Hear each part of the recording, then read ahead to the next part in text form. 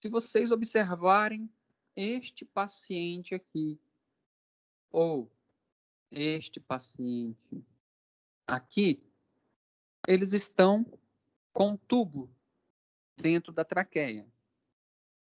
Por alguma eventualidade, quer seja uma impossibilidade mecânica, uma impossibilidade de estímulo elétrico, algo fez com que esses dois pacientes, que eu pontuei aí para vocês, não conseguisse manter o processo respiratório espontâneo. Vocês lembram da aula passada que o nosso organismo, ele é um organismo de interação. Ou seja, para a gente ter um processo de homeostase no organismo, nós precisamos de ter interação entre dois pilares fundamentais, entre dois sistemas, na verdade. E esses dois sistemas dá-se o nome de sistema cardiorrespiratório. E aí, aprendemos também na aula passada, e eu creio que com a leitura do artigo que eu mandei para vocês, anexo lá no portal, como uma atividade pré, um artigo que ele tem apenas 16 páginas, vocês puderam conferir isso, né, para quem leu. É um artigo que cada vez que eu leio, eu aprendo mais sobre um processo respiratório. E eu crendo que vocês já leram este artigo, vocês visualizaram a importância do processo respiratório. É que, por alguma eventualidade, se o paciente precisar de um aporte ventilatório, isso significa que ele não está conseguindo manter as suas funções vitais de forma adequada. Então, quando a gente fala em mobilização das secreções, nós estamos falando de aspiração das vias aéreas. Por quê? Porque o nosso paciente se encontra em algum distúrbio e esse distúrbio fará com que ele, tecnicamente, também tenham dificuldades de eliminar as suas secreções. Então, pacientes com distúrbios respiratórios, o que é um distúrbio respiratório? Incapacidade de fazer com que o ar atmosférico chegue dentro dos alvéolos, onde nós temos uma denominação de ar alveolar. Então, existe algum comprometimento que está gerando esse distúrbio respiratório. Também pode ser gerado um distúrbio neuromuscular. Nós observamos através daquele vídeo que para o nosso processo respiratório ser eficaz, nós utilizamos as musculaturas acessórias, tanto de cavidade torácica, a musculatura intercostais, quanto a expansibilidade através do nosso diafragma. Então, nós observamos lá e até comentamos na aula passada que um paciente com síndrome de Guillain-Barré é uma síndrome de paralisia ascendente, ou seja, ela vai começar no pé e vai subir até chegar, por exemplo, na pelve do paciente, ele perde controle esfincteriano e continua a subir abdômen até chegar no diafragma e o paciente perde a capacidade de expansibilidade torácica porque ele tem um comprometimento neuromuscular. Ou até mesmo pacientes que têm quadros de perda de consciência. E eu dei um exemplo para vocês de um paciente que tem um traumatismo crânioencefálico, ele pode ter a instalação de um quadro de queda de língua, e ele vai ter um distúrbio respiratório. Então, este paciente, ele não vai ter a sua dinâmica respiratória adequada. E, em muitos momentos, a ausência dessa dinâmica respiratória adequada fará com que este paciente necessite de uma ventilação mecânica, ou que não, até mesmo não venha a ter a necessidade de uma ventilação mecânica, mas ele vai ter dificuldade de eliminar as suas excreções de árvore brônquica. Então, pacientes com distúrbios respiratórios, neuromusculares ou de outra natureza, ou até mesmo perda de consciência, eles terão a sua função respiratória prejudicada. E aí é onde nós entramos com essa nossa temática. Nós precisamos mobilizar e remover as secreções traqueobrônquicas. Por que nós precisamos remover? Simplesmente pela seguinte situação. Nós temos, dentro da nossa árvore respiratória, principalmente vias aéreas superiores, lá dentro dos alvéolos é basicamente uma região estéril. Mas a nossa árvore brônquica superior existe a habitação de micro-organismos que vivem em simbiose com o nosso organismo. Ou seja, existe no nosso epitélio respiratório da árvore brônquica superior várias bactérias que residem ali. E quando nós temos o acúmulo de secreção, o que acontece? Para nós, a secreção é algo assim, nojento. Mas para as bactérias, a secreção é um substrato proteico, ou seja, eles vão se alimentar daquela secreção e vão se proliferar com mais velocidade do que o normal. E aí é onde nós poderemos ter o surgimento de quadros de pneumonia. Por isso, há uma necessidade de mobilidade e remoção das secreções da árvore brônquica. O objetivo dessa técnica de limpar as vias aéreas, ela consiste em alguns objetivos. O primeiro, nós já pontuamos. O primeiro é eliminar secreções. Quando a gente elimina secreções, nós vamos desobstruir as vias aéreas. Quando nós desobstruímos as vias aéreas, o que acontece? Nós poderemos reverter quadros de atelectasia. O que é um quadro de atelectasia? É como se o nosso alvéolo estivesse em colapso. Ele não consegue realizar trocas gasosas. Neste caso, por causa do acúmulo de secreção. A secreção pode estar tão acumulada que pode gerar o colapso alveolar, processo que a gente denomina de atelectasia. Quando nós aspiramos o nosso paciente, nós aumentamos a capacidade residual funcional. O que é isso? Capacidade residual funcional. Marcel? Oi. Hein, a Andressa, a Raquel e a Ana pediu para te avisar que elas não estão conseguindo entrar. Olha só. Não. Você faz um favor para mim. Outro dia deu certo. Você copia o link e manda o link para o zap dela. De novo. Tá bom, então. Porque outro dia eu fiz isso, tanto que todo mundo aqui, tem 24 pessoas que entraram nesse mesmo link. Só copia o link e manda novamente para ela, que eu acho que elas vão estar conseguindo. Tá, vou mandar. Valeu, Marcel. Beleza. Se nós observarmos naquelas imagens que eu passei para vocês em que o alvéolo ele infla e diminui, ele enche e diminui. O que acontece? Quando ele está todo cheinho, redondinho, é o momento de maior capacidade residual funcional, ou seja, o ar adentra ali dentro.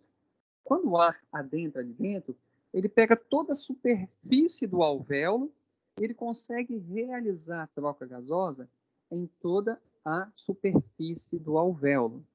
No entanto, quando o nosso paciente possui um acúmulo de secreção dentro do alvéolo, o que acontece? Nós não temos a sua troca gasosa de forma adequada. Deixa eu ver se eu consigo puxar novamente aqui a imagem dos alvéolos. Aí, já deu certo para a Raquel.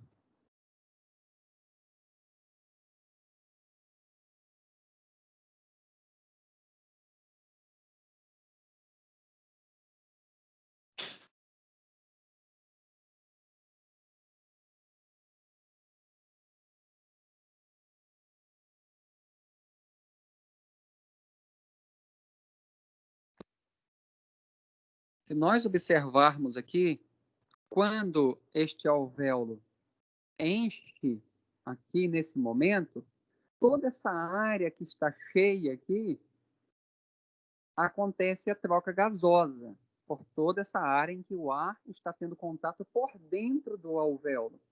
Agora você imagine que este alvéolo está cheio de secreção, ou seja, o ar vai preencher praticamente metade deste alvéolo. A outra metade, onde está cheio de secreção, eu não consigo realizar o processo de difusão, que é a troca gasosa. Por quê? Porque há acúmulo de secreção dentro dos alvéolos. Pode não ser secreção, pode ser sangue. Por exemplo, o paciente foi vítima de um acidente automobilístico, bateu o tórax contra o volante. E aí ele começou a sangrar para dentro dos alvéolos. O ar vai chegar aqui dentro, ele não vai conseguir realizar o processo de difusão. Por quê? Porque existe sangue. O oxigênio não consegue atravessar meio líquido. Anotem aí, porque isso é para vida profissional de vocês. Todo acúmulo de secreção ou qualquer outra substância líquida dentro dos alvéolos, nós damos o nome de shunt pulmonar. O que é shunt pulmonar? É um acúmulo de qualquer substância líquida dentro dos alvéolos que impedem o processo de difusão. Ou seja, se eu tiver qualquer acúmulo líquido dentro dos alvéolos, o pilar de difusão estará comprometido. E aí o meu paciente vai ter taquicardia, o meu paciente vai ter letargia. Por quê?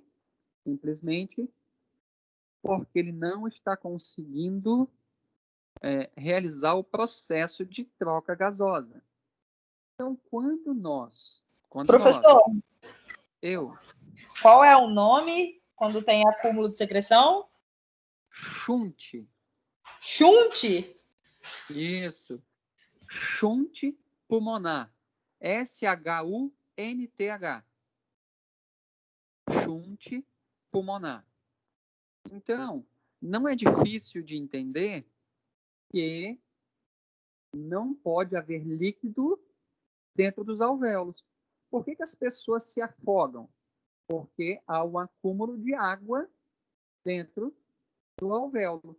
Há um shunt pulmonar, um meio líquido, atrapalhando o processo de oxigenação tecidual, porque o oxigênio não vai atravessar o meio líquido.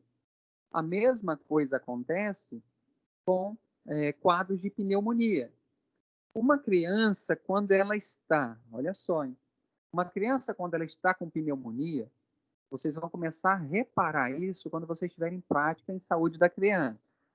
Quando vocês chegam perto de uma criança hospitalizada e ela tem pneumonia, o que é isso?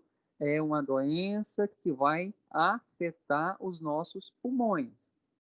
O que acontece quando essa doença afeta os nossos pulmões? Gera um processo de inflamação.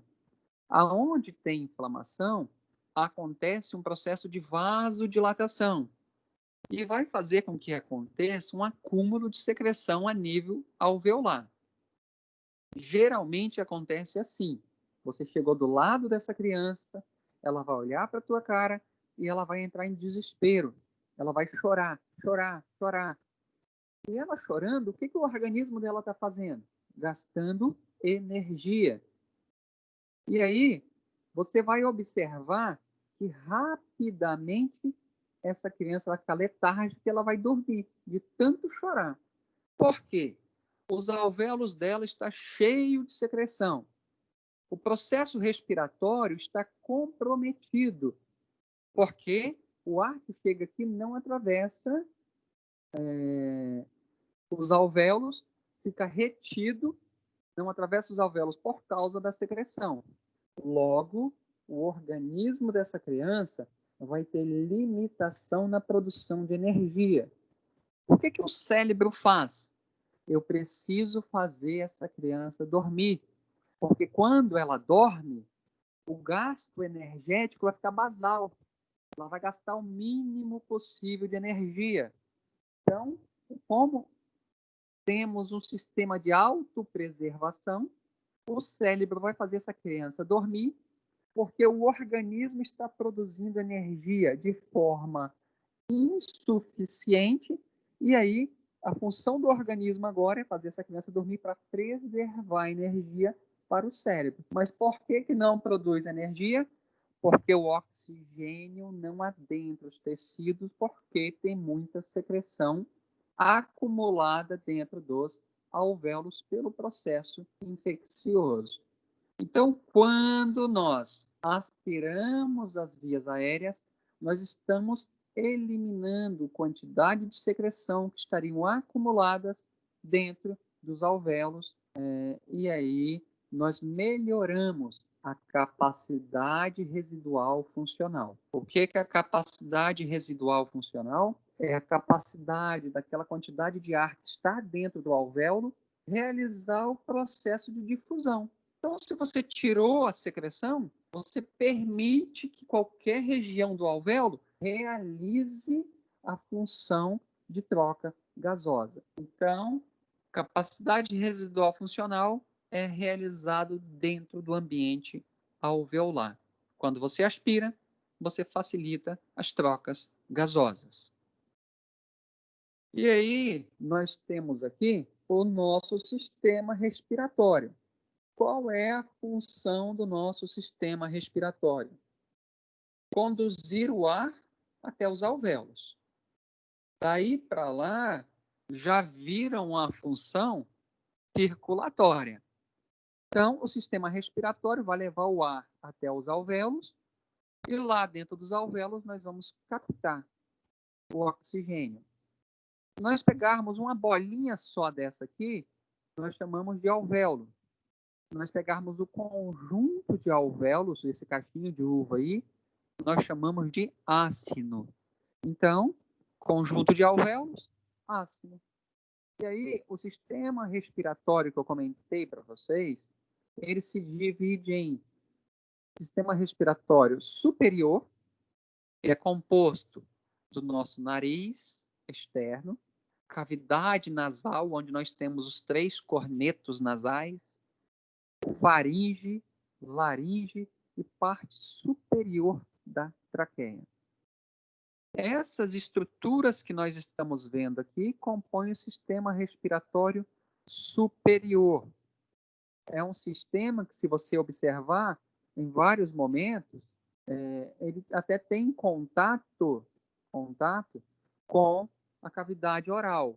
Então, até aí, não é uma região totalmente, vamos assim dizer, estéril. A partir do sistema respiratório inferior, a gente já considera um sistema estéril. Parte inferior da traqueia, brônquios. Então, nós temos aqui, ó, traqueia. Aqui nós dividimos a traqueia em brônquio direito e brônquio esquerdo. Essa bifurcação que você está vendo aqui, ó, a traqueia vem e se bifurca. O nome dessa bifurcação que nós estamos vendo aqui chama-se carina. Ou seja, a bifurcação da traqueia em 2 brônquios denomina-se carina. Qual a importância de eu saber que existe a carina? Quando nós realizamos o processo de aspiração das vias aéreas, a ponta da sua sonda pode tocar na carina. E aí o seu paciente vai ter um reflexo de tosse, um reflexo simpático, de tosse, de espasmo. Então, quando você sentir tocar aí, significa que você tem que retroceder 2 centímetros e começar a aspirar daí para cima. A carina se divide aí em 2 brônquios, brônquio direito e brônquio esquerdo. Se nós analisarmos a anatomia do ser humano, o pulmão direito ele é mais fácil de ser acometido por processos de pneumonia. Por quê?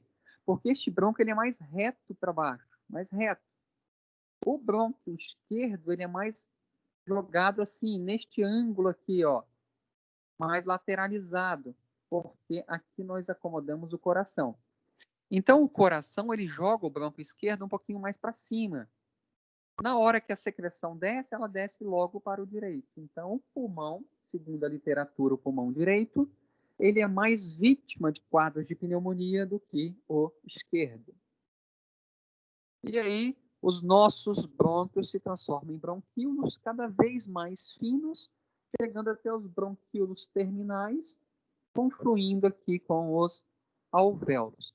Os alvéolos é a nossa unidade funcional do parênquima pulmonar. Igual os hepatócitos, são as unidades funcionais do fígado.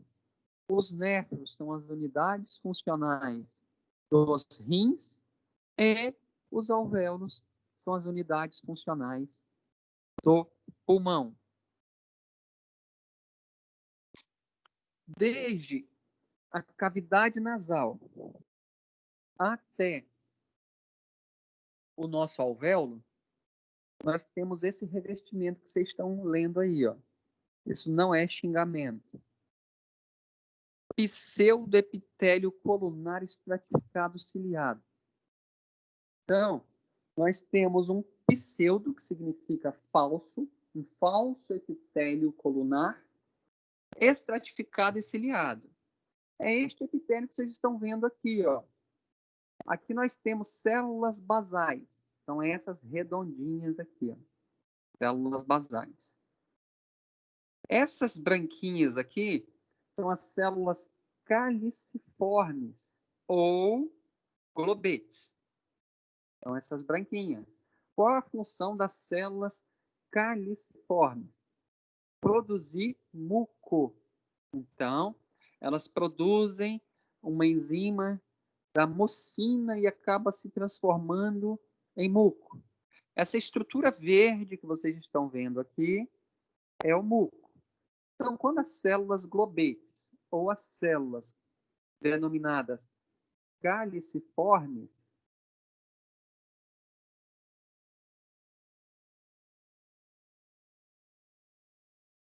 produzem o muco, eles são expressados para a superfície desse epitélio.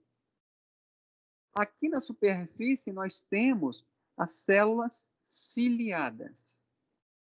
Qual é a função da interação dessas células?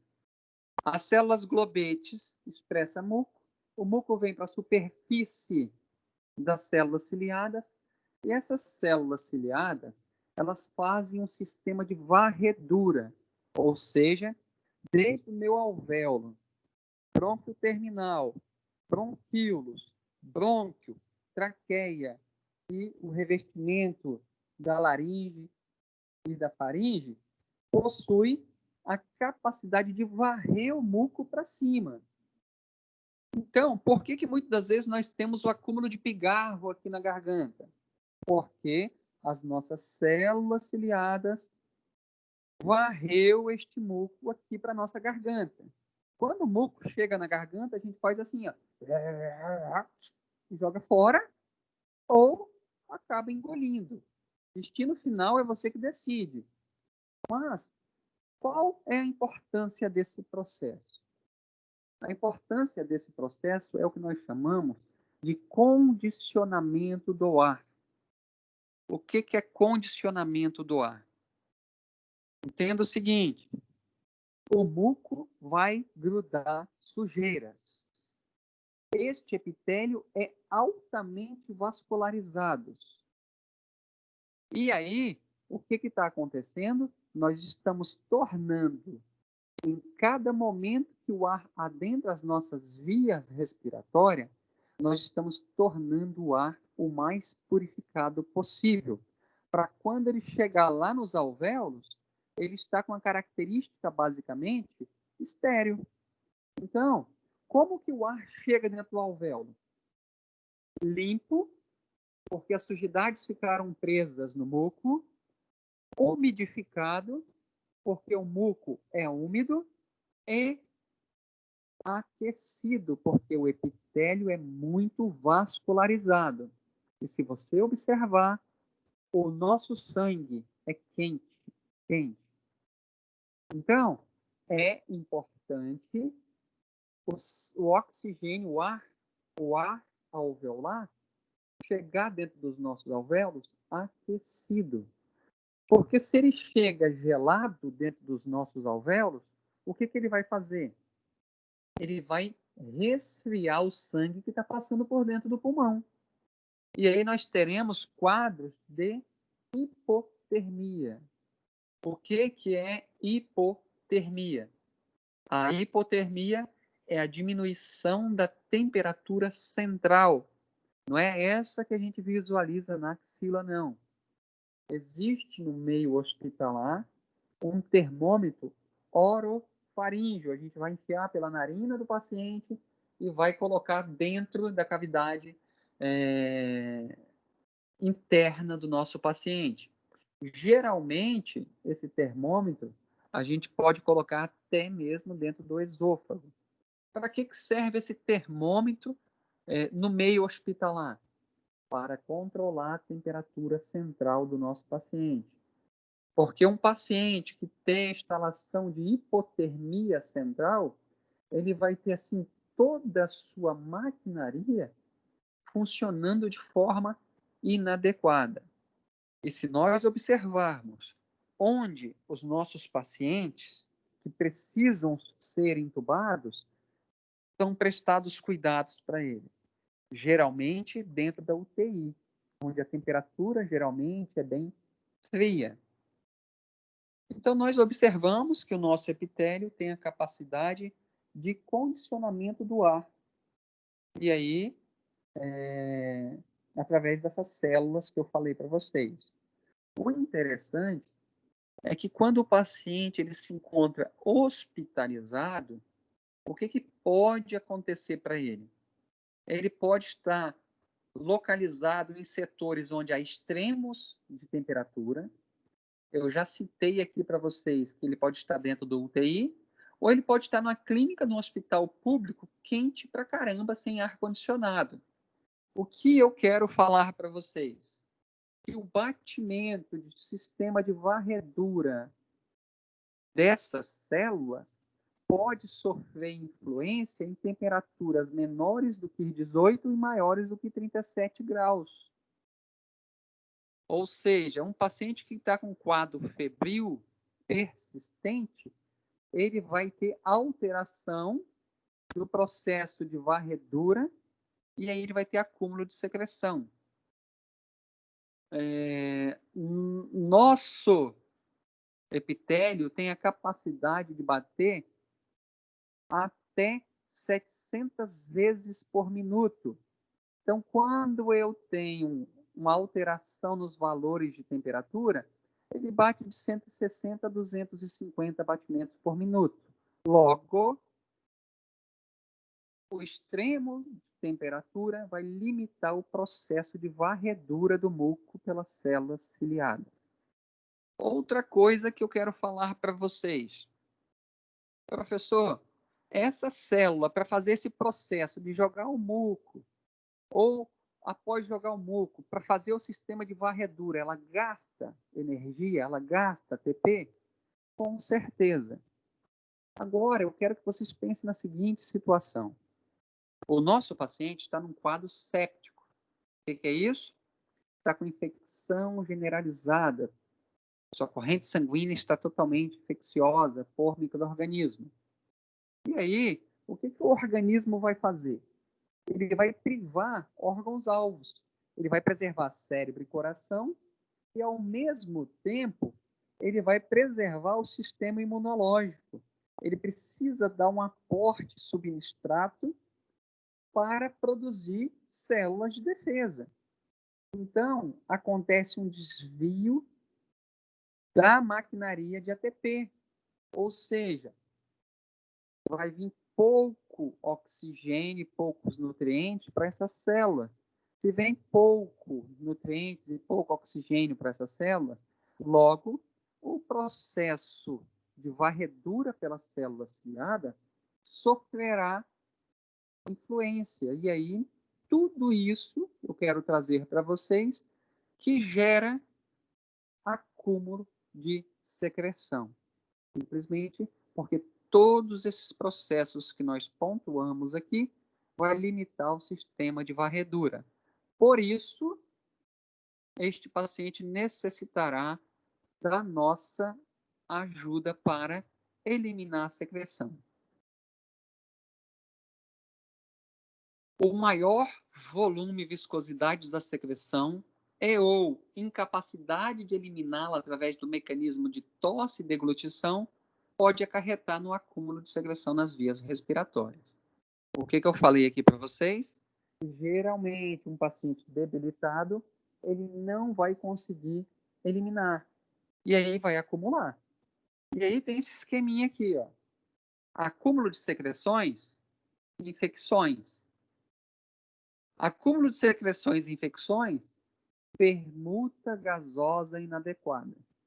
Ou seja, quando nós temos o acúmulo de secreção, nós vamos proliferar quadros infecciosos pela multiplicação bacteriana, geralmente, e o nosso paciente terá quadros de pneumonia, acúmulo de secreção dentro dos alvéolos, que nós denominamos shunt pulmonar, e aí o acúmulo dessa secreção, que é o shunt pulmonar, impedirá uma permuta gasosa adequada.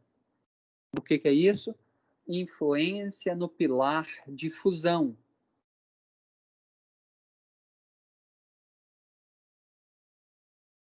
A Andressa ainda não conseguiu entrar, né?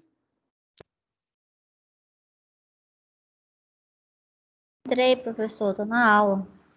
Tá? Tô. Estava preocupado com você. Não consegui. Andressa, Raquel e quem era a outra que não conseguiu entrar? Já entrou também? Ana Paula. Não Acho que ela sei. desistiu. Tá bom. Eu tô aqui. Então. Beleza. Agora eu estou despreocupado, então. Vamos continuar aí. Tá, joia. Veja bem, o que vai determinar a nossa necessidade de aspirar o paciente? Eu posso aspirar o paciente a hora que eu quiser? Claro que não, né? É aquela situação. Eu uso isso muito, usei, né, com os meus filhos, quando eles começaram a querer andar. Toda hora que ele ia cair, a gente tentava segurar. A partir do momento em que nós começamos a deixar ele cair um pouquinho mais, ele parou de cair. É meio que um vício. Se você for aspirar sistematicamente um paciente, o organismo dele vai se condicionar a essa situação e ele vai ficar um organismo preguiçoso. Se você aspira sem necessidade. Então, o que vai determinar se é necessário eu aspirar este paciente? São duas coisas. Ausculta e inspeção. Me dê um exemplo de inspeção, professor. Poxa, eu estou vendo que a secreção, na hora que o paciente está respirando, a secreção vem aqui fora assim, ó. Enche o tubo aqui de secreção, consigo ver a secreção aqui. Então, eu visualizo que esse paciente precisa ser aspirado. Ou eu passo do lado deste paciente e eu consigo auscultar a ouvido sem estetoscópio, os estertores da árvore brônquica. Ou quando você coloca a mão no tórax do paciente, você sente as vibrações. Isso significa o quê? Que ele precisa ser aspirado. E aí, você vai usar a sua capacidade crítica para saber o momento, porque a prescrição pode estar lá assim, ó, aspirar o paciente de 2 em 2 horas. Mas se deu 2 horas, você não consegue visualizar a secreção e você não consegue auscultar secreção, para que eu vou seguir essa prescrição? Ou seja, nós precisamos ter a capacidade de ter pensamentos críticos. Eu preciso evitar aspiração sistemática.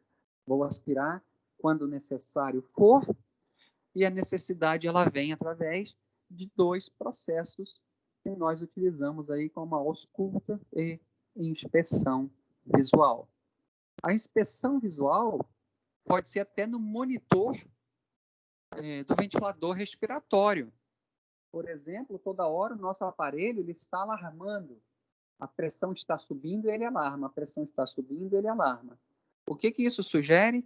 A formação de uma rolha na ponta do tubo que está lá dentro da traqueia. O que é uma rolha? A secreção do paciente está tão espessa que quando ele expira, ela sobe um pouquinho no tubo. Aí ela seca.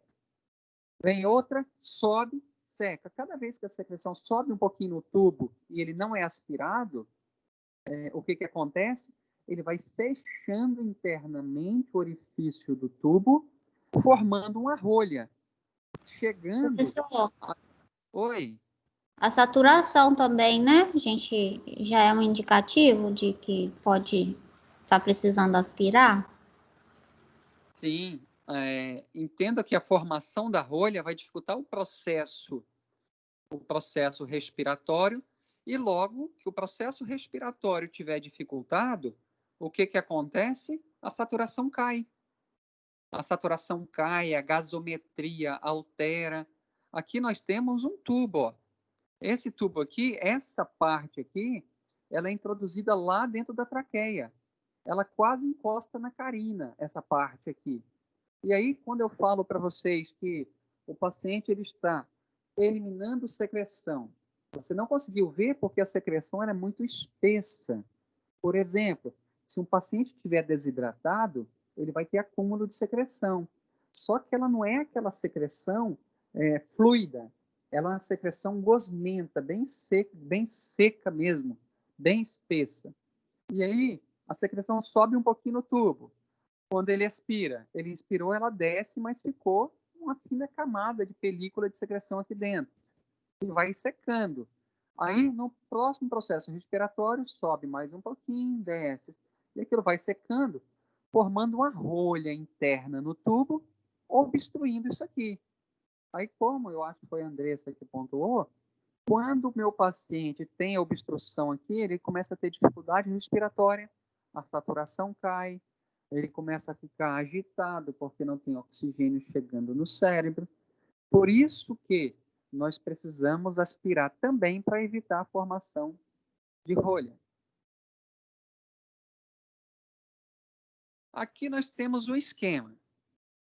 Quando eu pedi para vocês, lá no exercício, que eu acho que eu já devo até ter postado para vocês, eu acho que é a questão número 8, esquematize o acúmulo de secreção. O que faz acontecer o acúmulo de secreção no nosso paciente? Eu falei para vocês que extremos de temperatura, temperaturas inferiores a 18 graus e acima de 37 graus, vai fazer com que aconteça inibição dos batimentos das células ciliadas. Logo, acúmulo de secreção. O meu paciente está com quadro séptico. Vai ter um desvio da maquinaria de oxigênio, logo, faltará nutrientes suficientes para as células ciliadas manter batendo-se 700 vezes por minuto. Como eu não tenho energia para fazer o movimento da varredura, acúmulo de secreção. Aqui é a alteração dos batimentos, influenciado por essas duas situações, acúmulo de secreção, E as lesões. Entenda o seguinte, se nós não respeitarmos algumas orientações, ao invés de nós gerarmos benefícios para o nosso paciente, nós vamos gerar iatrogenias. O que são iatrogenias? São lesões geradas durante um processo de um procedimento executado do nosso paciente, mas que não levou em considerações informações. Um exemplo, a sonda que nós utilizarmos, se nós utilizarmos uma pressão muito forte para aspirar secreções, ela vai biopsar o nosso epitélio de revestimento chamado pseudoestratificado colunar ciliado simples. Pense no nosso epitélio de revestimento respiratório 50 vezes mais delicado do que a pele de um recém-nascido. 50 vezes mais delicado do que um recém-nascido. É muito delicado. Então, nós precisamos manusear da melhor forma possível. Então, quando nós temos essas causas geradoras de secreção, nós teremos falta de acondicionamento do ar. E aí, quando nós temos falta de acondicionamento do ar, o que acontece? O ar chega no nosso sistema respiratório inferior sem condições adequadas, predispondo o nosso indivíduo a quadros de infecção. Logo, nós precisamos realizar o processo de aspiração das vias aéreas. Vocês também ouvirão falar, referente às vias aéreas, somente aspiração. O que é aspiração? É você aspirar algo para dentro da cavidade respiratória, para dentro dos alvéolos. Isso não é uma coisa boa. Por exemplo, fazer cirurgias em paciente que acabou de tomar um café ou acabou de almoçar. O que pode acontecer? Esse paciente pode realizar um processo de vômito e ele broncoaspirar. Aspirar alimento para dentro do trato respiratório. Então, geralmente, o paciente ele aspira 4 tipos de materiais. Bactérias da orofaringe, ácido gástrico, partículas alimentares e corpos estranhos. Tudo isso aqui vai prejudicar a minha dinâmica respiratória. Mas o que eu quero pontuar com vocês não é a aspiração, a broncoaspiração. Quero pontuar a aspiração das vias aéreas. Se nós observarmos essa estrutura aqui que tem no tubo, denominada cuff, ela serve para quê? Para evitar a aspiração de qualquer substância para dentro dos alvéolos. Quando nós introduzimos um tubo, igual vocês estão vendo aqui, ó, um tubo no nosso paciente, lá na traqueia dele, acontece a insuflação do cuff e aí as secreções não conseguem alcançar os alvéolos porque elas ficam acumuladas acima do cuff. Vocês conseguiram entender isso daí? Sim. Deixa eu ver aqui.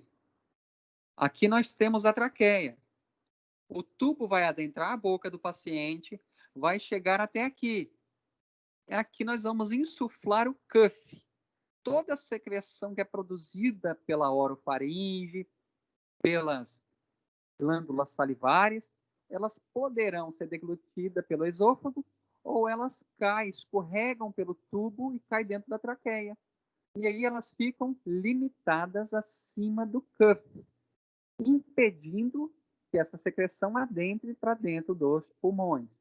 Então, toda vez que nós formos realizar o processo de aspiração, nós vamos aspirar por dentro do tubo primeiro, até aqui os brônquios, e depois que nós terminarmos de aspirar essa região que é tida como estéreo, nós vamos aspirar a cavidade oral do nosso paciente até acima do cuff.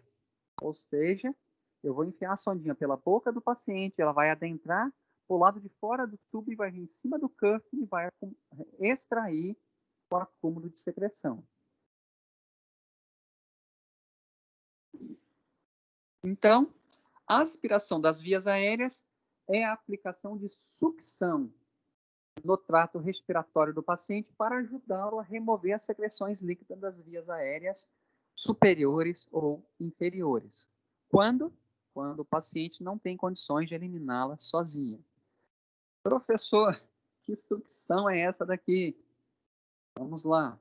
Pelo menos o sistema online me permite usar a internet, né? Aspiração de vias aéreas. Se dar de que forma? Assim, ó. Nós temos os aspiradores portáteis, que nós estamos vendo aqui, e nós temos os aspiradores de parede. Existe uma bomba dentro do hospital, essa bomba puxa uma pressão negativa e existe um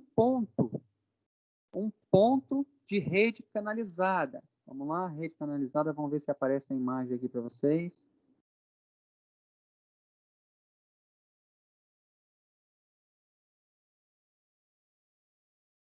Aqui. Sai da parede esses pontos que vocês estão vendo aqui. Este ponto aqui é de ar comprimido. Existe o ponto de oxigênio e existe o ponto de aspiração. Essas cores que vocês estão vendo aqui, isso é padrão mundial, universal. Todo lugar o oxigênio vai ser verde, o ar comprimido vai ser amarelo, o sistema de aspiração vai ser cinza. E existe um outro gás canalizado que a gente chama de protóxido, que é azul. Por isso que vocês estão vendo um manômetrozinho azul aqui, ó.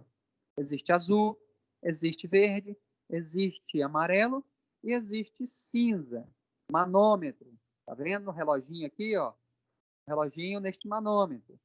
Este aspirador aqui tem um manômetrozinho aqui. E aí, para que isso é importante? Você vai conectar uma borracha nesse sistema aqui. Aqui vocês estão vendo o sistema verde. Você conecta uma borracha aqui. Da mesma forma, tem um sistema cinza. Ó, você conecta uma borrachinha aqui. Eu acho que todo mundo já viu no laboratório aquela borracha, uma mangueira. Como é que eu falo para vocês? Não tem o garrote? Todo mundo sabe o que é o garrote, que é para fazer punção venosa. Ele é um tubo siliconizado redondo. Existem umas borrachas mais transparentes, mais calibrosas. E você vai conectar aqui, ó. Você conecta a extremidade de uma borracha aqui, gira esse botãozinho aqui, trazendo uma pressão de menos 80. Se você ultrapassar essa pressão, você gera biópsia. Como que é gerada a biópsia? Assim, ó. A outra extremidade da mangueira, vocês estão vendo que a mangueira chegou na mão dessa funcionária. Na outra extremidade da mangueira, você vai conectar essa sonda aqui. Tá vendo que essa sonda ela tem um orifício aqui e a ponta dela tem 3 buraquinhos. É esta sonda que você vai enfiar dentro do seu paciente para aspirá-lo. Então, se você enfia essa sonda e não tapa esse buraco aqui, você não vai aspirar nada. Para você aspirar, você precisa tapar com seu polegar este orifício. E aí você vai apertar este orifício, aquele sistema de pressão vai fazer uma pressão negativa. E ele vai começar a puxar a secreção aqui para dentro. Isso que é o processo de aspiração das vias aéreas de um paciente. Ela precisa ser respeitada a sua pressão de sucção. Se você coloca uma pressão muito superior, o que vai acontecer?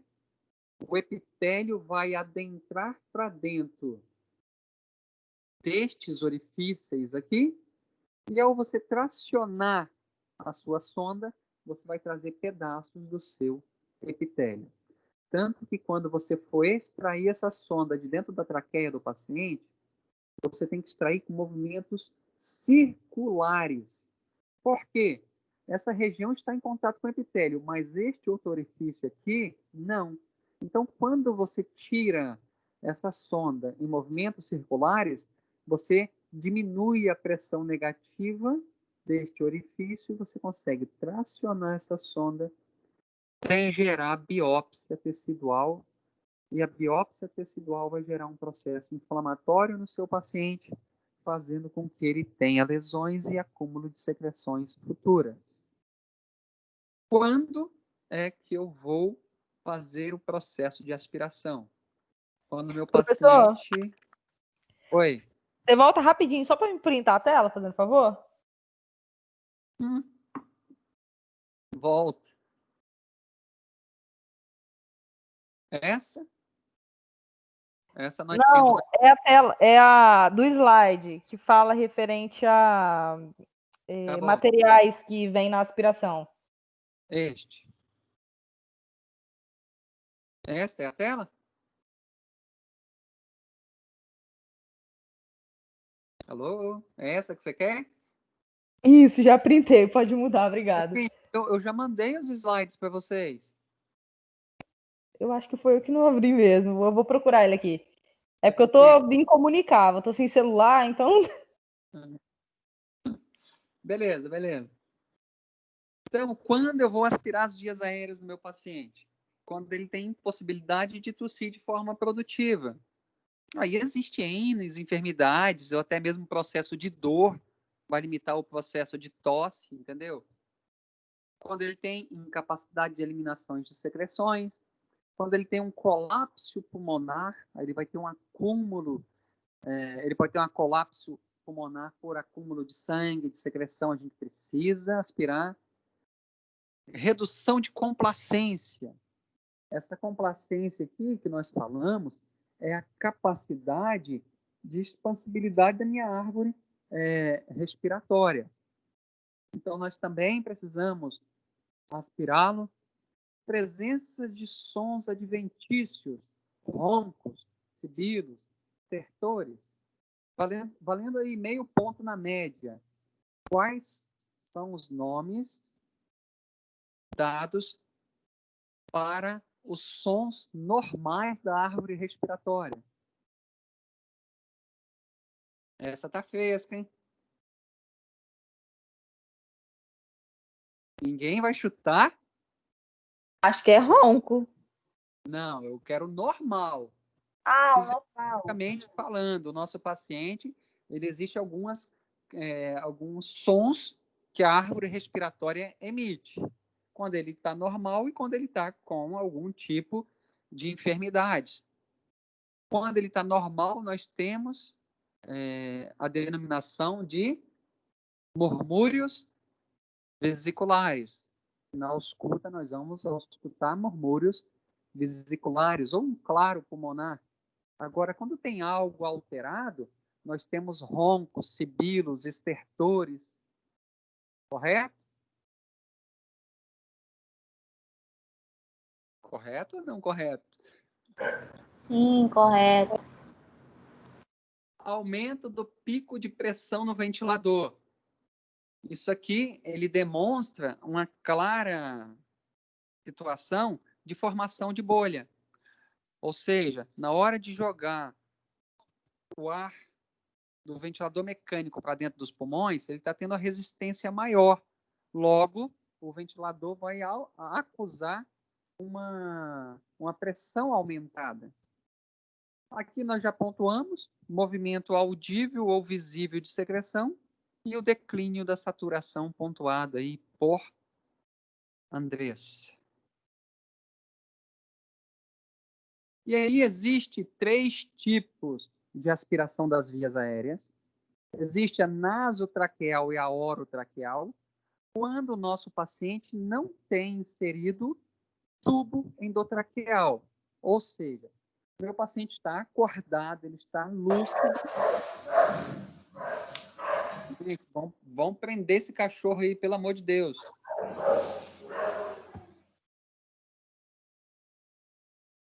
Esse é bravo, hein? Rapaz, tá parecendo meu pinche.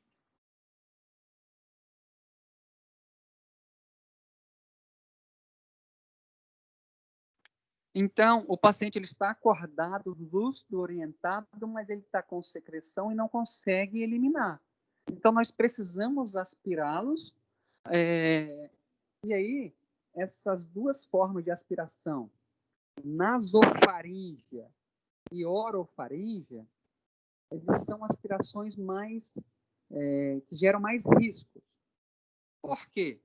Eu vou estar inserindo uma sonda pelo nariz para adentrar dentro da traqueia. Ou eu estarei inserindo pela boca até adentrar a traqueia. Só que eu posso, ao inserir essa sonda, ficar batendo essa sonda na nossa epiglote, ao redor da nossa epiglote, na laringe. E aí o que acontece? Eu posso gerar um edema de glote ou eu posso gerar espasmos laríngeos. E quando eu tenho a geração de espasmo laríngeo, o que acontece? Eu tenho dificuldade de manutenção do pilar ventilação. Então, se isso pode acontecer no processo de aspiração nasotraqueal e orotraqueal. Se eu estou tendo muita dificuldade para a inserção da sonda, eu preciso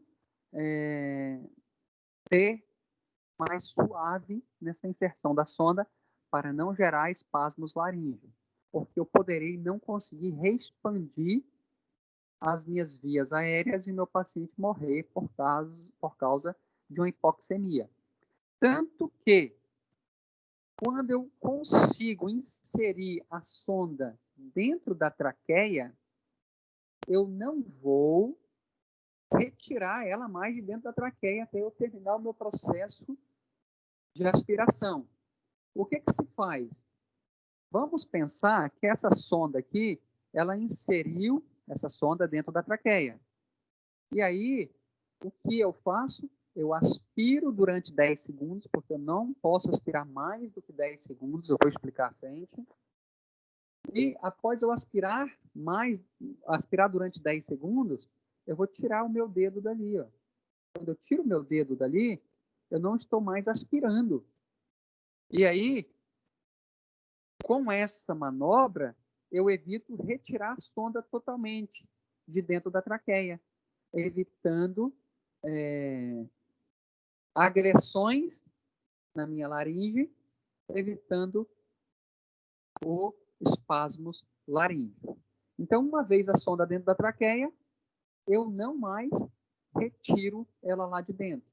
Eu vou interromper, após 10 segundos, o meu processo de aspiração, coloco oxigênio no meu paciente e, após o meu paciente restabelecer a sua respiração e a sua saturação, eu aspiro novamente.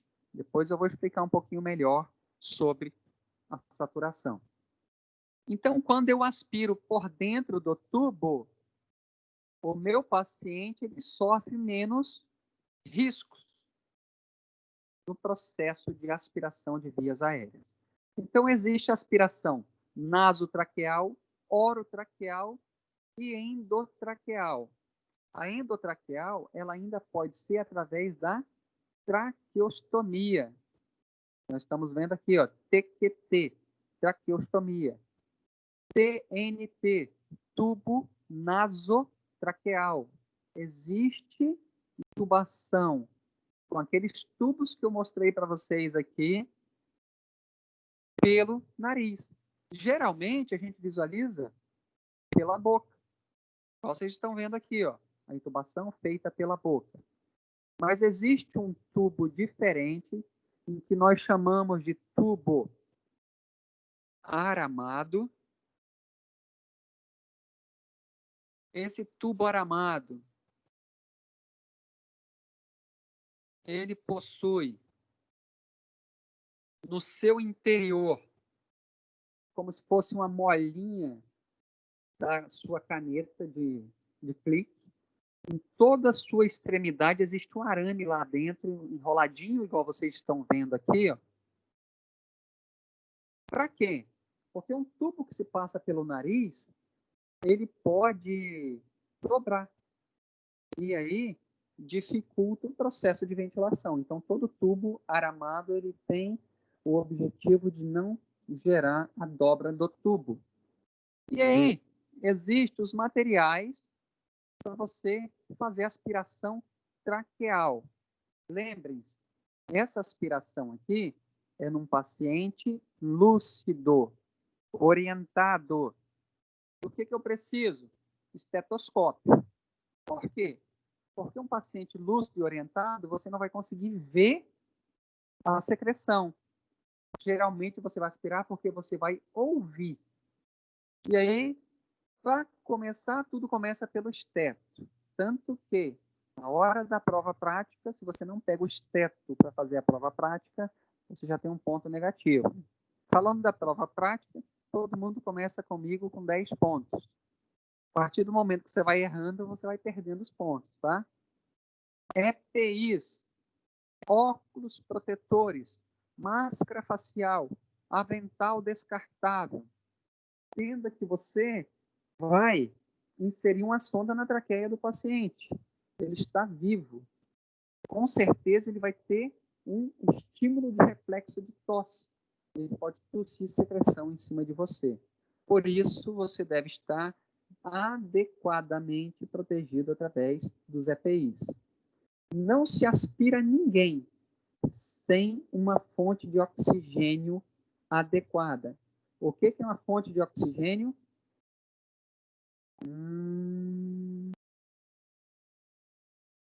Fonte de oxigênio. É isso aqui, estando ligado naquela parede que eu demonstrei para vocês. Aqui. E nós temos uma fonte de oxigênio na cabeceira do paciente.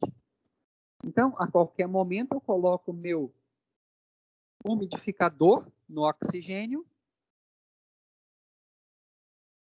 E nós estamos vendo. Vendo ainda nada. E nós estamos vendo aqui, ó, o meu umidificador ligado naquela fonte de oxigênio. E daqui do meu umidificador,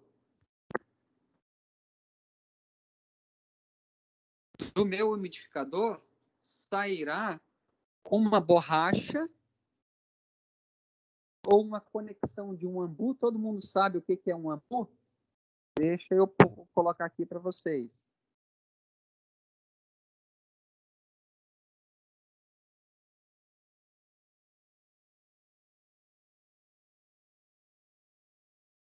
Então, não existe um processo de respiração, de aspiração das vias aéreas, se eu não tiver isso aqui do meu lado. Ó.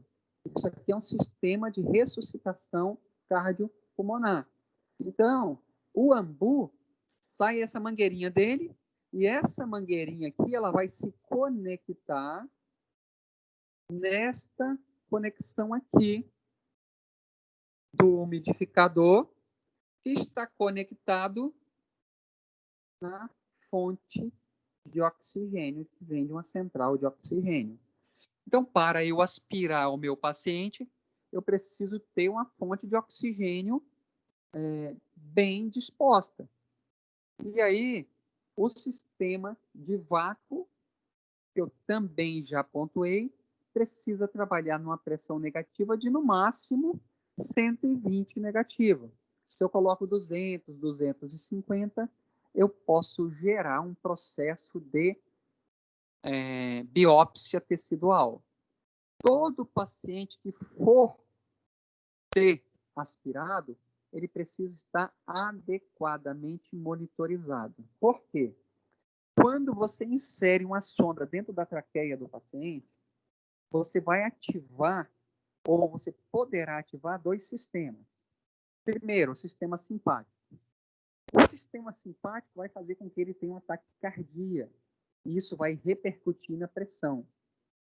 Então, se o seu paciente é um paciente, por exemplo, hipertenso, ele pode ter uma sequela de AVC por causa da elevação da pressão em detrimento ao estímulo simpático. Então, o paciente pode ter aumento da frequência cardíaca e aumento da pressão arterial. Ou ele pode ter um estímulo do nervo vagal, síncope vagal. E aí ele vai ter hipotensão e bradicardia. Por isso a importância dele estar adequadamente monitorizado. Para quê? Simplesmente para você interromper o processo de aspiração das vias aéreas quando necessário for. Se você aspira demais por tempo exagerado, vai faltar o ar dentro do pulmão, porque você está aspirando. Quando você aspira, você está prejudicando a troca gasosa. Por isso que o processo de aspiração só pode perdurar 10 segundos em cada etapa. Geralmente, nós fazemos 4 etapas de 10 segundos, mas com intervalo entre as etapas. Enquanto eu espero o intervalo de uma etapa para outra, eu oferto oxigênio. Eu posso estar gerando aqui uma hipoxemia, se eu aspirar por muito tempo. Já comentamos para vocês sobre essa estrutura, que essa sonda ela possui vários orifícios na sua ponta para evitar a biópsia, e este orifício aqui é onde nós vamos aspirar ou não, quando nós ocluímos ou desocluímos este orifício. Nós precisamos de gel anestésico lubrificante para passar na ponta dessa sonda, porque ela será introduzida pelo nariz.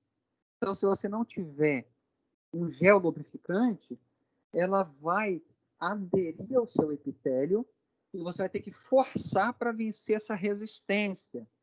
Quando você força, você lesa o endotélio. Compressa estéreo e gás estéreo. Geralmente, essa compressa você vai colocar sobre o tórax do paciente. Luva estéreo descartável e água destilada estéreo. A água destilada a gente utiliza para lavar, geralmente, o tubo do paciente. Depois a gente vai detalhar um pouquinho mais. Aqui nós estamos pontuando a aspiração desses itens com asteriscos aqui, quando nós utilizamos em aspiração endotraqueal. Coloquei aqui solução fisiológica, quando nós jogamos a solução fisiológica dentro do tubo, instiladas intrabronquicamente, para fluidificar e imobilizar secreções, estimulando a tosse e facilitando a remoção das secreções. O que é isso? No processo de aspiração das vias aéreas, nós vamos jogar soro fisiológico ou água destilada estéreo para lavar o tubo internamente. E aí, essa água ela vai escorrer pelas paredes internas do tubo. E quando ela chega lá na ponta da sonda, ela é aspirada. Resultados da minha aspiração. Quando eu aspiro um paciente, o que eu espero? Diminuir os ruídos apresentados por ele. Por quê? Porque os ruídos são apresentados porque eu tenho acúmulo de secreção. A radiografia de um paciente pós-aspirado, claro que ninguém vai ficar batendo raio-x de um paciente depois de uma aspiração.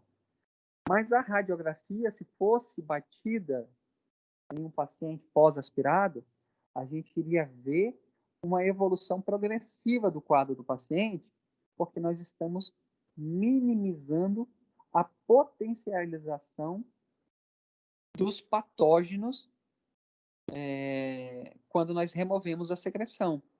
Então, quando nós removemos a secreção, os micro-organismos não vão ter mais substratos energéticos suficientes para se proliferar de uma forma acentuada.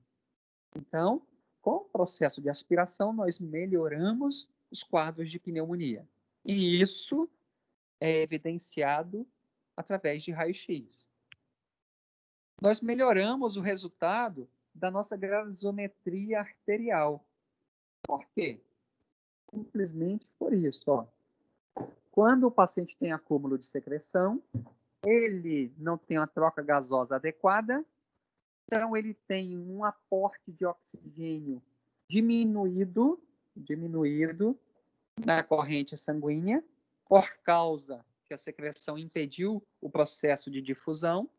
Logo, o nosso organismo ele tentará produzir energia de forma anaeróbica, extra ciclo de Krebs.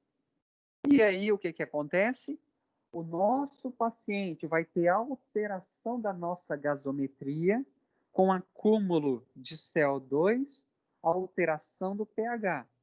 Então, quando você faz um processo de aspiração das vias aéreas, logo você vai melhorar a gasometria arterial do seu paciente.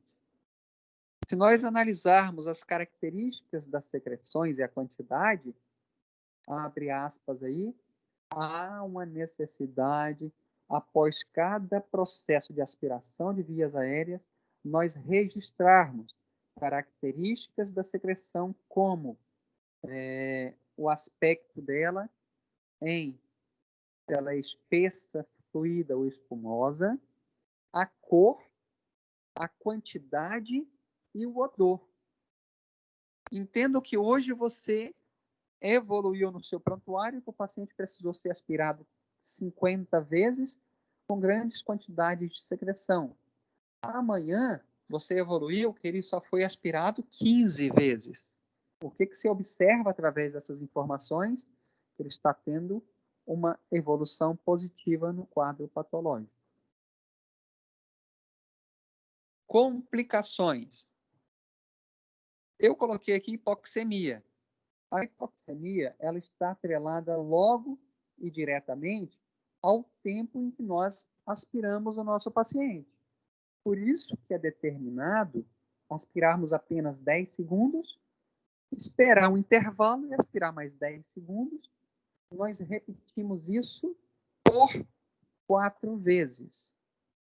O interessante é que enquanto você espera os 10 segundos, você faça uma oferta de oxigênio a 100%. Como que você oferta oxigênio a 100%?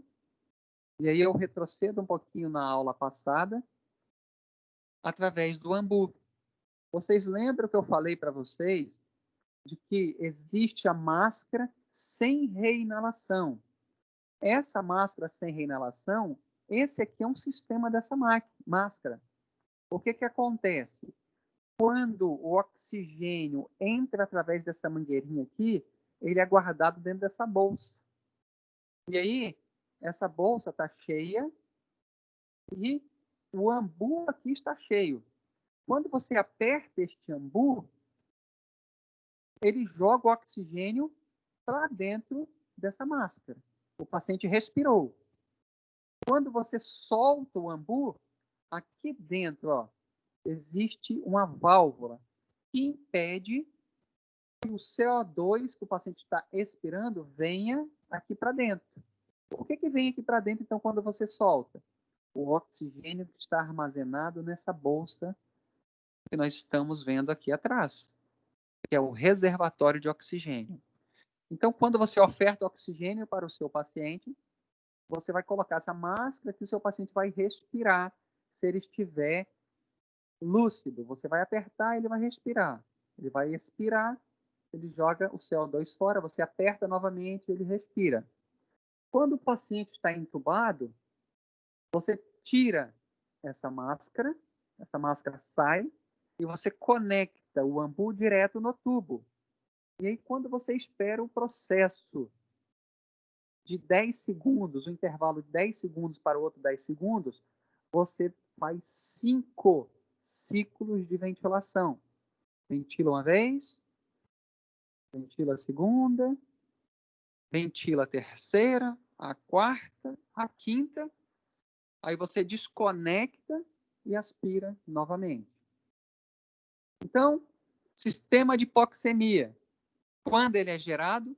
Quando eu aspiro mais do que 10 segundos, quando eu não oferto oxigênio entre os intervalos. O que é hipoxemia? Baixa da quantidade de oxigênio na corrente sanguínea. As arritmias, nós já pontuamos. A queda da pressão parcial de oxigênio. O que é pressão parcial de oxigênio? É a quantidade de oxigênio dentro das artérias circulantes. Por que acontece queda da pressão parcial de oxigênio? Por causa do alto shunt pulmonar.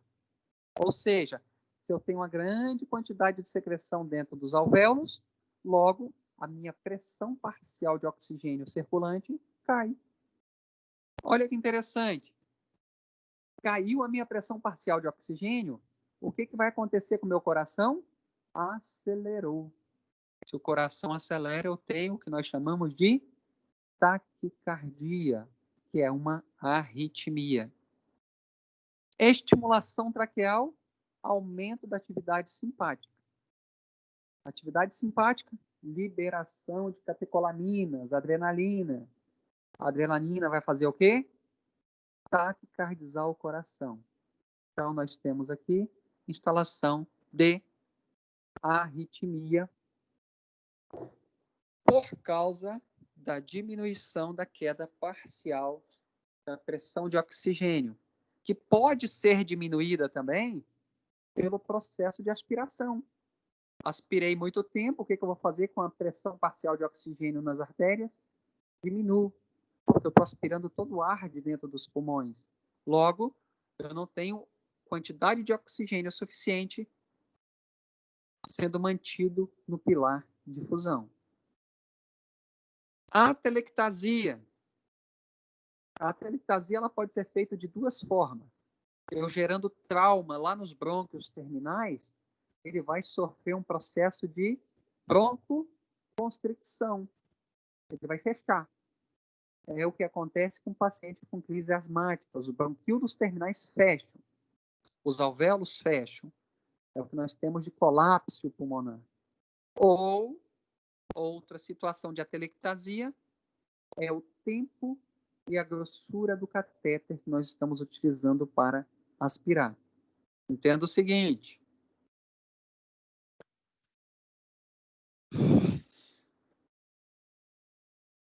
Esta mangueirinha que vocês estão vendo precisa entrar dentro desse tubo que vocês estão vendo. E vocês são capazes de observar que este tubo aqui é mais fino do que esse.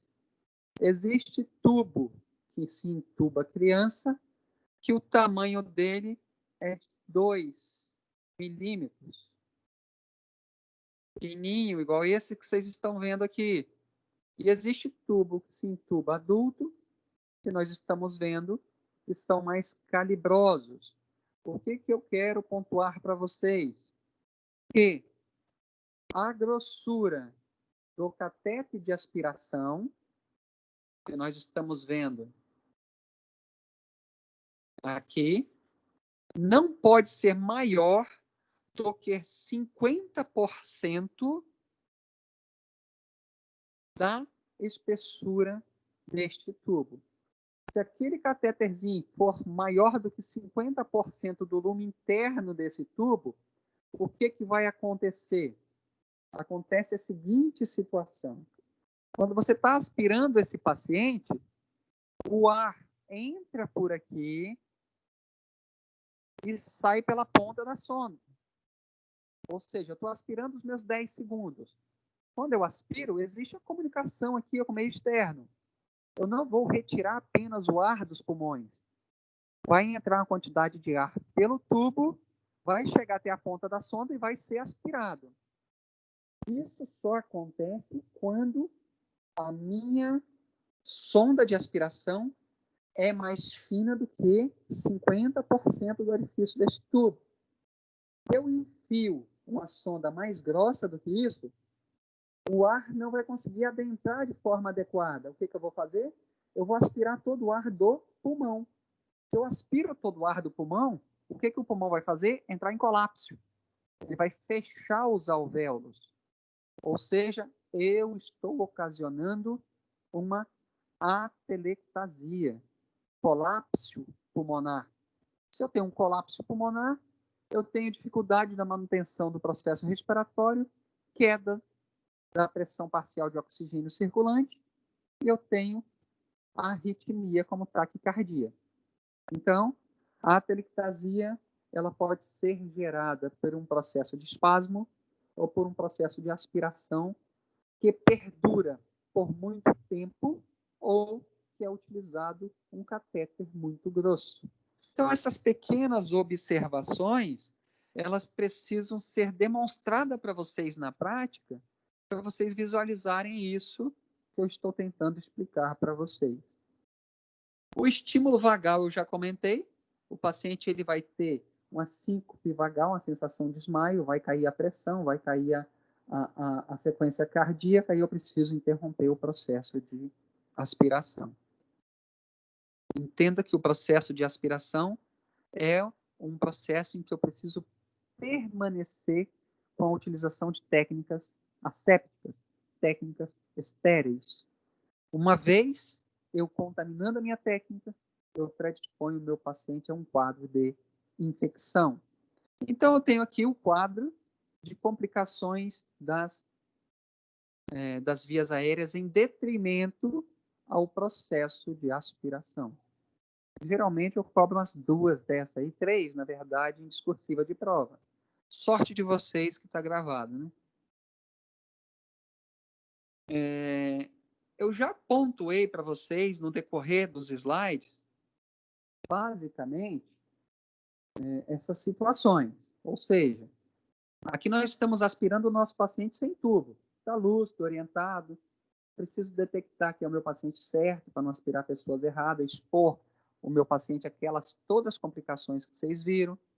Eu preciso auscultar o meu paciente para ver se ele tem sons sugestivos de acúmulos de secreção. O meu paciente tem que estar monitorizado. A coloração também é uma forma de monitorizar o meu paciente durante o processo de aspiração. E interromper o processo de aspiração quando eu tenho alteração da frequência e elevação da PA. Porque, geralmente, na inserção do catéter, eu ativo o meu sistema simpático.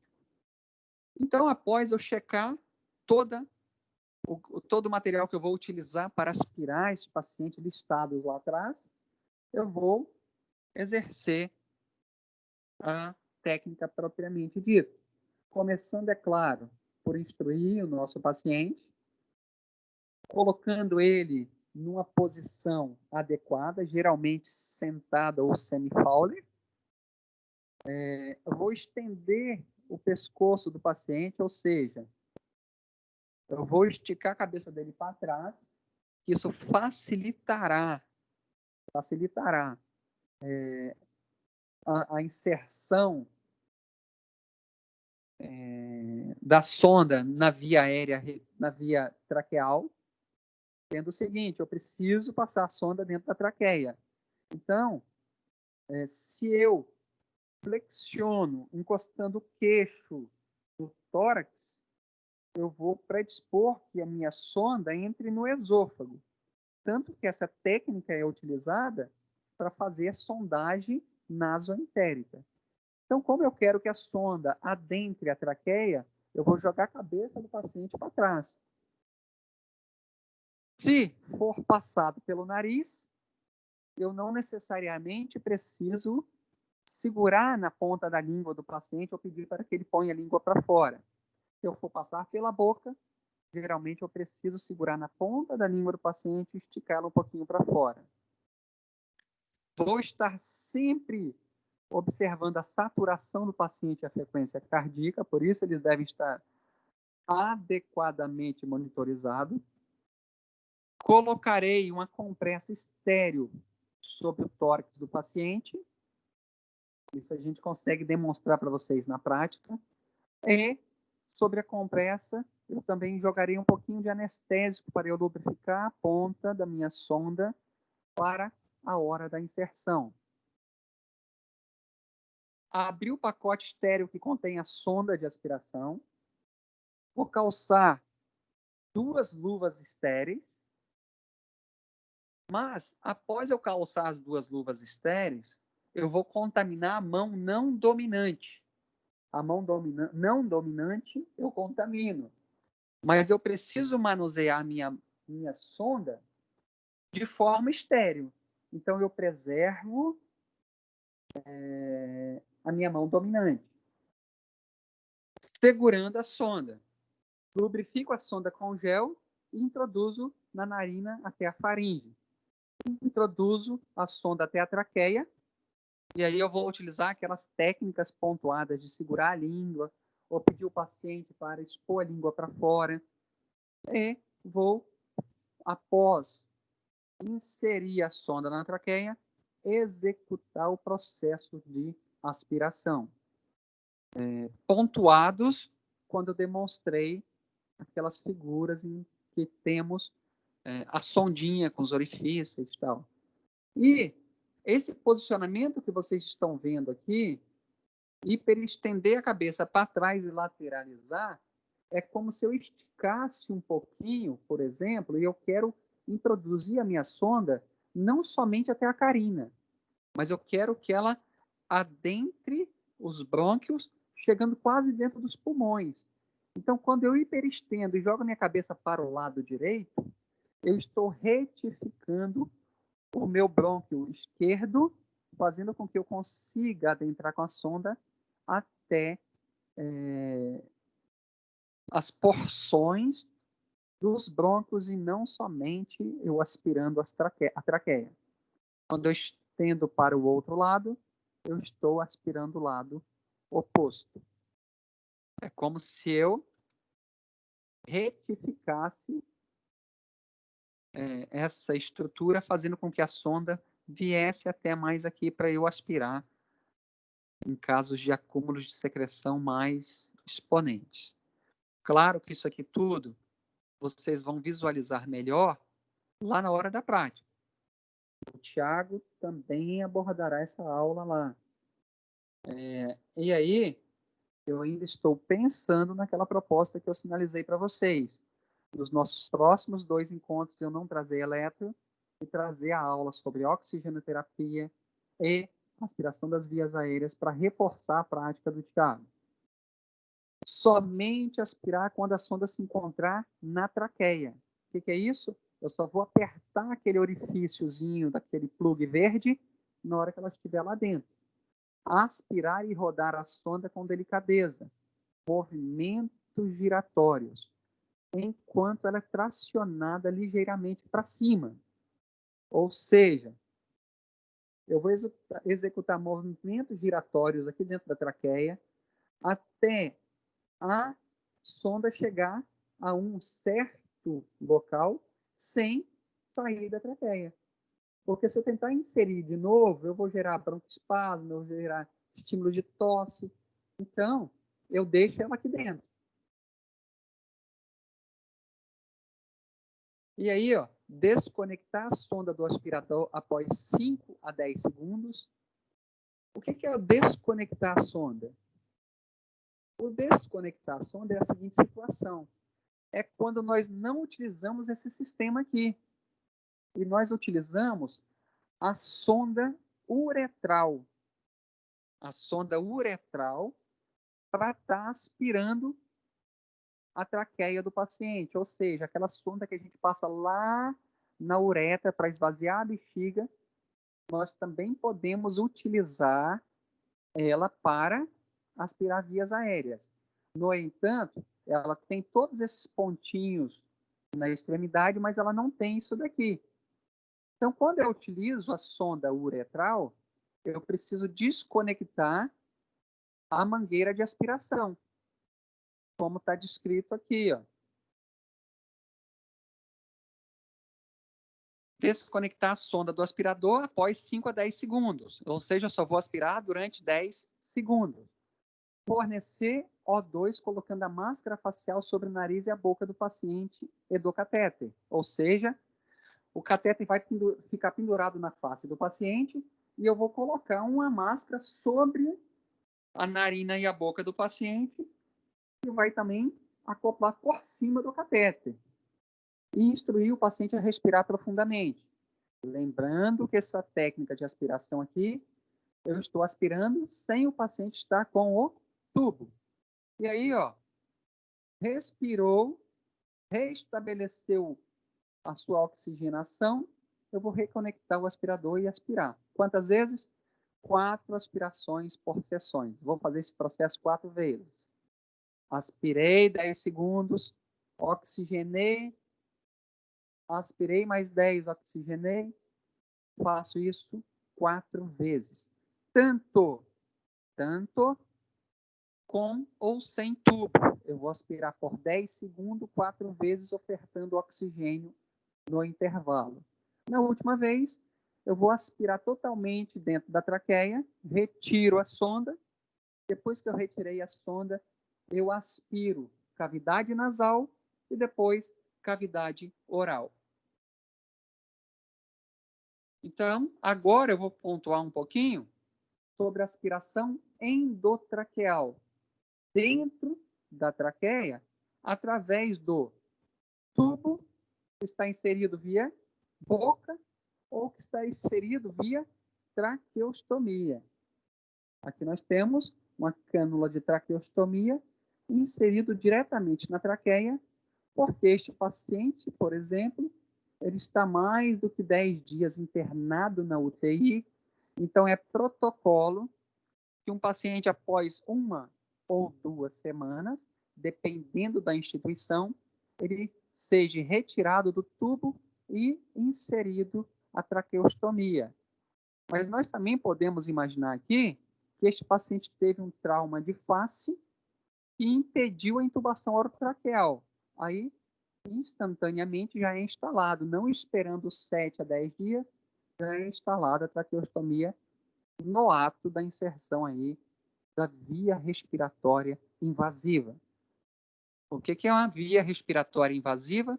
É uma via aérea conseguida através da inserção de tubos dentro da traqueia. E aí são as mesmas situações. O paciente certo tem que estar monitorizado, mesmo ele estando entubado. Eu preciso conversar com o paciente, explicá-lo que eu vou realizar um procedimento nele. E aí tem um macete que a gente precisa aprender aqui. Qual é o macete? Quando eu for aspirar o meu paciente, eu preciso checar toda a lista de material, ver se o sistema de aspiração está adequado, uma oferta de oxigênio está em prontidão. Após eu conferir tudo isso, eu vou lavar a minha mão. E aí, após lavar a mão, eu vou calçar um par de luvas de procedimento. E vou fazer isso aqui, ó.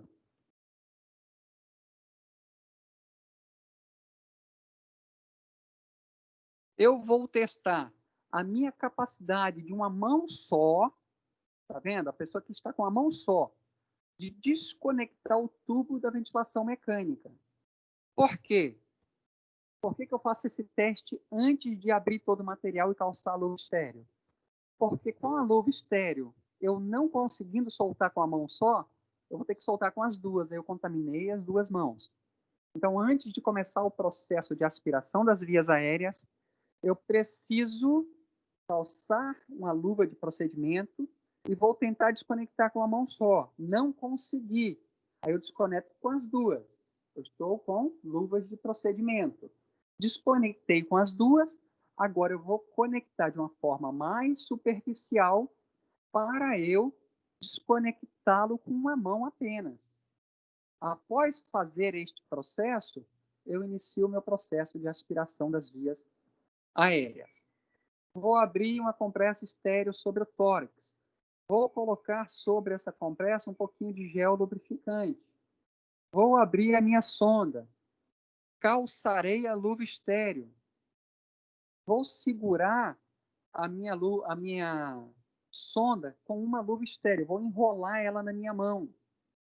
Vou contaminar a outra mão para segurar a mangueira, para desconectar o tubo. E aí, após desconectar o tubo do paciente, eu vou introduzir a sonda dentro do tubo, sem aspirar, tá? Eu não insiro a sonda aspirando, não. Eu vou inserir a sonda, aí quando eu começar a aspirar, eu vou contar os 10 segundos. Os 10 segundos são contados a partir do momento em que eu começo a aspirar e não no início da introdução da sonda. Aspirei 10 segundos. Eu retiro totalmente a sonda do tubo. E aí, neste momento, eu vou conectar neste tubo aqui o meu ambu. A máscara sai e eu conecto o ambu direto no tubo. E aí eu vou fazer 5 movimentos respiratórios. Isso, claro, me atentando à quantidade do volume circulante ideal. Lembra do cálculo do volume corrente máximo e mínimo? Eu vou apertar esse tubo, uma quantidade que vai jogar para dentro do meu paciente um volume adequado para o tamanho dele. E aí eu aperto esse tubo 5 vezes com a mão contaminada. Qual é a mão contaminada? Aquela que eu utilizei para desconectar o tubo do paciente. Entenda o seguinte, você tem que ter uma capacidade e destreza suficiente para conectar o tubo ao ambu com a mão só. E isso é praticável, tá? Isso é praticável. Por isso que eu gostaria de dar essa aula prática para vocês. É praticável, mas é árduo o processo. E aí, após ambuzar 4, 5 vezes, lembrando que o ambu vai jogar uma oferta de oxigênio a 100%, então eu aspiro 10 segundos, ambuzo 5 vezes, desconecto o ambu e faço outro processo de aspiração. Repito esse processo 4 vezes. Então, quando eu vou introduzir a sonda, vocês lembram que a sonda pode tocar a carina. Quando tocar a carina, eu vou retroceder 2 centímetros. Geralmente, quando toca a carina, o meu paciente ele tem uma taquicardia ou ele tem um reflexo de tosse. Tocou a carina, eu puxo o catéter 2 centímetros e começo o processo de aspirar. A aspirar de forma giratória. E eu vou aspirar girando e puxando essa sonda. Vou aspirar no máximo 10 segundos e com calibre da sonda menor do que 50% do lumen do tubo. Porque se eu aspirar mais do que 10 segundos e o calibre for grosso, eu vou gerar atelectasia, que vai confluir com a hipoxemia, que vai gerar taquicardia. Então, se atentar a essas situações aí. Ó. Enxaguar a sonda entre as aspirações, ou seja, na sua mesa de apoio, você vai precisar ter uma cuba com soro fisiológico. Enquanto você está ambuzando com uma mão, com a outra você está mergulhando a ponta da sonda dentro de uma solução estéril. Para quê? Para limpar o circuito. Porque senão você também não consegue aspirar de forma adequada.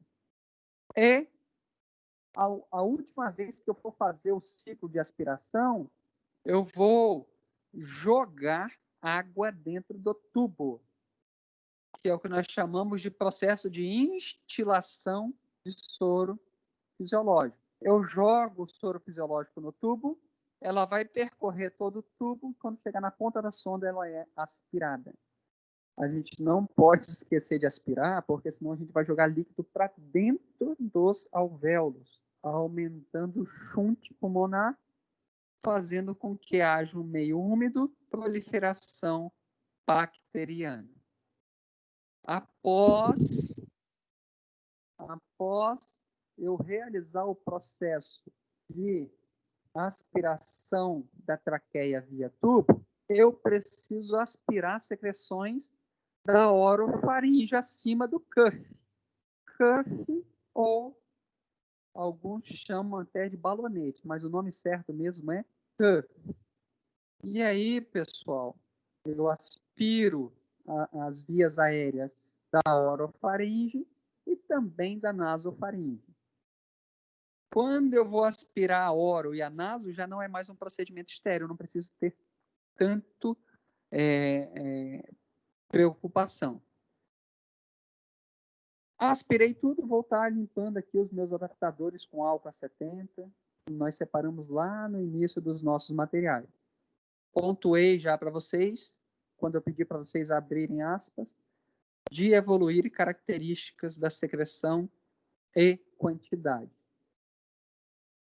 Aqui nós temos a demonstração da execução da técnica para realizar o processo de aspiração da traqueostomia. É um processo de aspiração endotraqueal, só que a gente está aspirando via traqueostomia. Eu estou ofertando oxigênio a 100% para garantir ao meu paciente minimizar um processo de hipoxemia. O que é isso? Quando eu saturo as minhas hemácias com oxigênio a 100%, vou dar outro exemplo para vocês. Quando nós estamos prestes a realizar uma anestesia geral no nosso paciente, nós vamos colocar o ambu na face do paciente e vamos deixá-lo respirar oxigênio a 100% por 5 minutos. Ele aspirando oxigênio por 5 minutos, isso me dá 5 minutos sem ofertar mais oxigênio para ele, para tentar entubá-lo sem que a saturação caia drasticamente. Então, durante 5 minutos eu consigo executar um processo de intubação sem desaturar o paciente. Então, quando eu oferto oxigênio a 100% antes de aspirar o meu paciente, eu estou favorecendo uma hiperconcentração da pressão parcial do oxigênio na corrente sanguínea, minimizando a hipoxemia, o que vai confluir com valores de saturação adequados. Não tapo a sonda ao introduzi-la, porque eu estou introduzindo dentro da traqueia. Então, se aqui estiver aberto, eu estou introduzindo e não está aspirando. Então, não vai aspirar mais do que 10 segundos. Tapei e eu começo a contar os 10 segundos e retiro a sonda em movimentos giratórios, tanto para traqueostomia quanto para tubo orotraqueal. Depois que eu executei o processo de aspiração, vou aspirar a cavidade oral do paciente. Vou introduzir essa sonda até chegar ao cuff da traqueostomia, porque está vendo aqui a cânula de traqueostomia, ela também tem um cuff. Outro ponto que eu quero trazer para vocês, qual é a pressão que tem que estar neste cuff? Existe um dispositivo que nós chamamos de cuffômetro.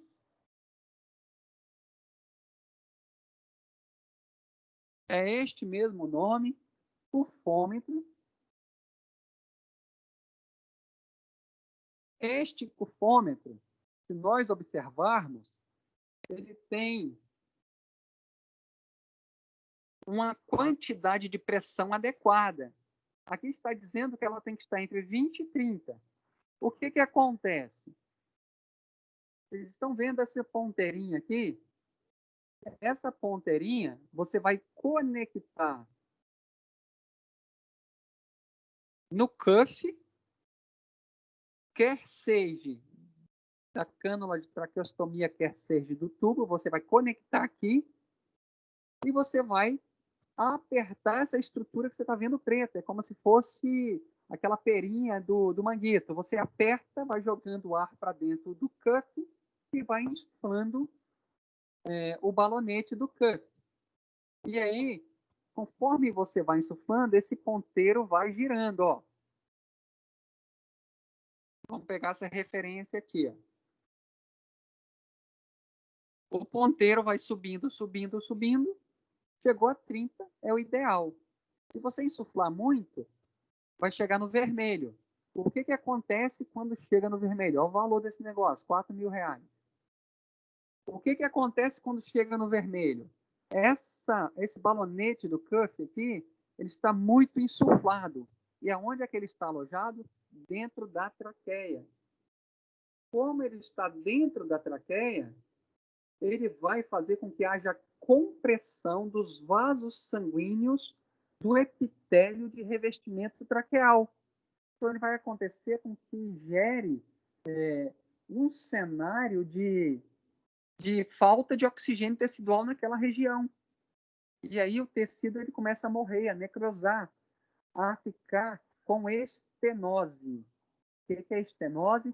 Estreitamento das vias aéreas. Então, a manutenção de uma pressão adequada no cuff é de suma importância. Nem todos os hospitais possuem um cuffômetro. Então, como que é feito isso? No dedômetro. A gente aperta mais ou menos, sente uma resistência e, claro, também, geralmente, a gente joga para dentro desse cuff uns 15 ml de ar. Por que tem que ser ar? Você vai observar que lá na sondagem vesical de demora, a gente joga solução, água ou soro. Aqui a gente joga ar. Porque se romper esse balonete, vai cair ar dentro do pulmão e não água. E lá na sondagem vesical de demora, vai cair líquido e não ar. O ar não é legal dentro da bexiga também não. O que é isso aqui, professor? Isso aqui é um traquequer. Isso aqui é um dispositivo que facilita o processo de aspiração. Você não precisa usar luva estéreo nesse dispositivo. Você não desacopla o seu paciente do seu ventilador mecânico. O tubo do paciente está ligado aqui e a mangueirinha de aspiração está ligado dentro dessa sacolinha aqui. Então, olha só. O tubo está aqui, o ventilador mecânico está jogando a ventilação aqui para dentro do tubo.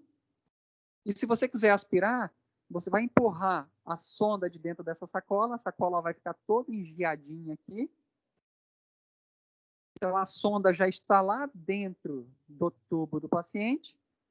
E agora eu quero aspirar. O que eu vou fazer? Vai ter uma mangueira do aspirador ligada aqui. Eu vou simplesmente apertar esse botão. Apertei esse botão. Ele vai aspirar, você vai tirar a sonda gradativamente. E aí, isso torna o processo totalmente mais facilitado. Passou os 10 segundos, eu solto esse botão. Eu quero lavar esse circuito, eu jogo água aqui. Eu quero lavar o tubo, eu jogo água aqui. Então, o traquequer é um mecanismo de aspiração em que eu não vou desconectar o paciente do tubo. E aqui nós temos as vantagens de se utilizar o sistema aberto e o sistema fechado. Se você não desconecta, só para vocês terem ideia, depois vocês leem isso aqui. Se vocês não desconectam o tubo do ventilador mecânico, logo você já reduz o risco de contaminação. Só que esse dispositivo é um dispositivo bem mais caro do que as sondas que nós demonstramos até agora. E aí, muitas das vezes, se torna inviável a utilização dele nas instituições hospitalares. E, Marcel, oi. Para lembrar que nessa situação de pandemia, o traquequer se tornou muito importante devido aos pacientes na hora de aspirar, né? Porque quase eles não podem ser desacoplados do ventilador, né? E os pacientes que têm síndrome respiratória, SARA, né? Então, você colocou duas situações perfeitas, que eu já até tinha esquecido de colocá-las e nem lembrei de colocá-las. Realmente, olha a importância do traquequer no paciente com COVID. Você vai minimizar muito a exposição dos seus funcionários quando vocês estiverem lá na supervisão de enfermagem. Você já vai expor muito os seus funcionários, por menos, né, a riscos simplesmente porque você não desconectou o sistema. Muito obrigado aí por ter enriquecido a aula. Realmente é isso daí. E neste momento, eu vou parar a gravação.